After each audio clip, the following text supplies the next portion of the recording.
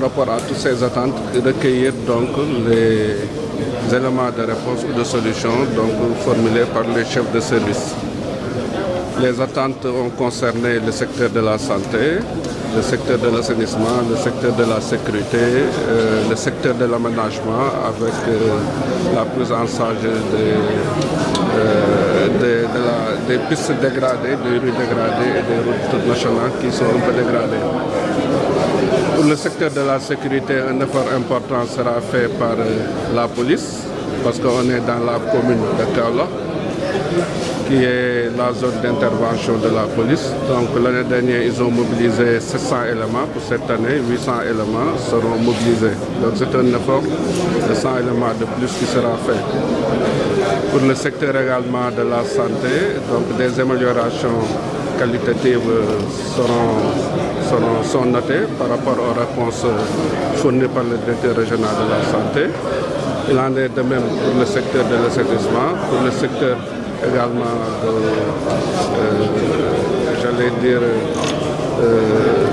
de la sécurité civile avec les sapeurs-pompiers.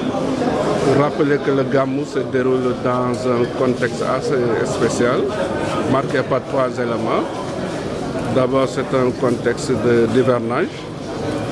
Pour qui connaît Kaolack, nous savons que c'est une ville sujette à des inondations, mais également c'est un Gamou qui se déroule dans un contexte épidémiologique présager avec l'apparition d'épidémies. Pas plus tard qu'il y a 2 semaines, nous avons noté un cas de la fièvre crimée du Congo au niveau du département de Guinguinéo. Mais également c'est un Gamou qui se déroule avec l'inauguration de l'esplanade Mawlud Nabi, donc marqué par la présence de beaucoup d'invités qui viennent de l'étranger. Donc c'est sur ces 3 niveaux-là que nous avons essayé de creuser ce Gamou de cette année, en essayant d'apporter les réponses appropriées à ces sollicitations donc soumises par le comité d'organisation à l'administration. Je m'appelle Cheikh Tidiane Gaye, un des adjoints au président du COMAF. Qu'est-ce qu'on pourrait dire après cette rencontre? Merci beaucoup. Après cette rencontre, nous commencerons par remercier Allah subhanahu wa ta'ala et prier sur son prophète, paix et salut sur lui. Remercier le gouverneur de la région de Kaolack et l'ensemble du CRD qui l'a accompagné ici aujourd'hui pour tenir cette réunion préparatoire du Mawlud international de Medina Baye Niass.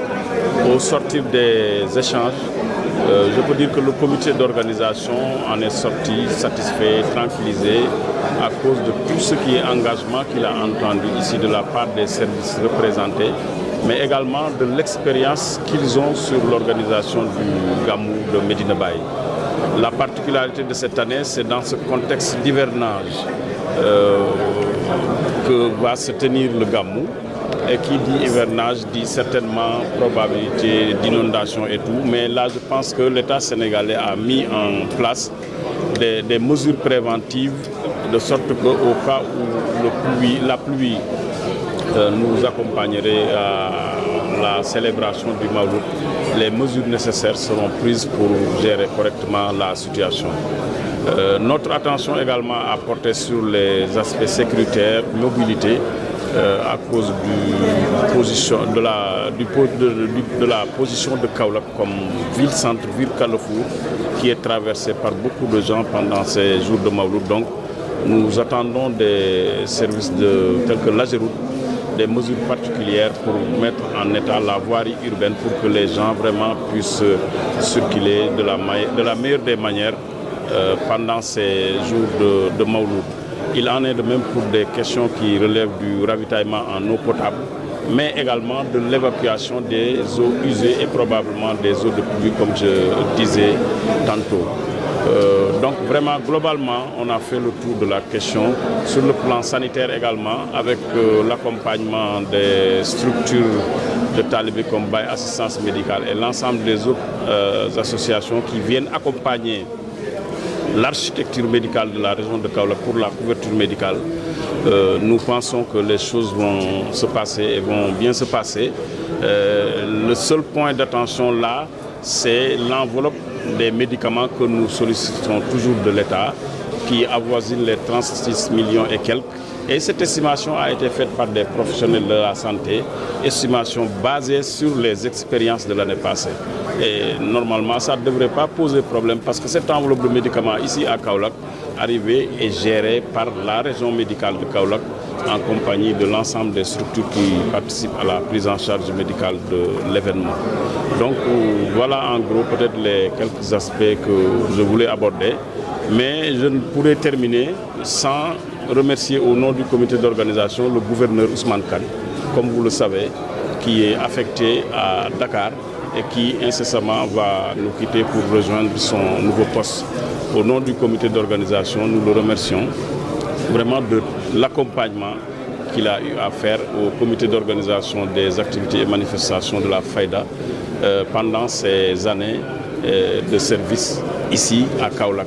C'est pourquoi, comme vous l'avez constaté, le président du COMAF, son adjoint Seydina Alioune Cissé Niang et l'ensemble des membres ont pensé lui remettre un petit cadeau, symbolique certes, mais qui va servir à ne pas oublier le COMAF avec qui il a travaillé dans d'excellentes conditions. Permettez-moi juste de citer deux éléments que nous, comité d'organisation, nous pensons être très importants dans ce lot de cadeaux. Ces deux livres qui sont écrits par Cheikh Ibrahim Niass. L'un, c'est Ruhul Hadab, qu'on peut traduire en français par la quintessence de l'éducation spirituelle, qui est le premier ouvrage écrit par Cheikh Ibrahim Niass et qui traite des questions d'éducation. Le deuxième ouvrage, c'est Kashf al-Albas, qui est la levée des équivoques sur la faïda de Aboul Abbas Ahmad Tidiane radiyallahu ta'ala anhu. Comme vous le savez, Baye Niass s'est proclamé l'imam de la Fayda et c'est ce livre-là qu'il a écrit pour justifier ses propos, pour justifier ce don que Allah subhanahu wa ta'ala lui a fait.